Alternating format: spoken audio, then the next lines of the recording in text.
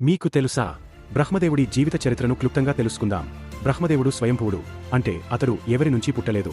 విష్ణువు యొక్క నాభి నుండి మొలకెత్తిన తామర పువ్వు నుండి అతడు ఆవిర్భవించాడు. సృష్టి కార్యాన్ని ప్రారంభించడానికి అతడు జన్మించాడు కాబట్టి అతనికి జననం మరియు మరణం ఉండవు. బ్రహ్మదేవుడు సరస్వతి దేవిని వివాహం చేసుకున్నాడు.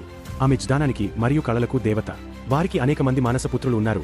వారిలో ముఖ్యమైనవారు మరీచి, అత్రి, అంగిరసుడు, పులస్త్యుడు, పులహుడు, క్రతువు, వశిష్ఠుడు, దక్షుడు మరియు నారదుడు. ఈ మానసపుత్రులు సృష్టి ప్రక్రియలో బ్రహ్మకు సహాయం చేశారు మరియు మానవజాతికి మూలపురుషులుగా పరిగణించబడతారు. బ్రహ్మదేవుడు సృష్టికర్త అయినప్పటికీ అతనికి ప్రత్యేకమైన ఆరాధన ఆలయాలు చాలా తక్కువగా ఉన్నాయి. దీనికి అనేక కారణాలు చెప్పబడతాయి. వాటిలో ఒక పురాణ కథనం ప్రకారం బ్రహ్మ సృష్టి కార్యంలో నిమగ్నమై ఉండటం వల్ల భక్తుల కోరికలను వెంటనే తీర్చలేకపోవడం ఒక కారణం. మరొక కథనం ప్రకారం ఒక శాపం కారణంగా భూమిపై బ్రహ్మకు పెద్దగా ఆరాధన ఉండదు. అయితే బ్రహ్మదేవుడు హిందూ మతంలో అత్యంత ముఖ్యమైన దేవతలలో ఒకడు మరియు సృష్టి యొక్క చక్రంలో అతడి పాత్ర అనిర్వచనీయమైనది. మీకు మరిన్ని విషయాలు తెలియాలంటే లైక్ చేసి సబ్స్క్రైబ్ చేసుకోండి.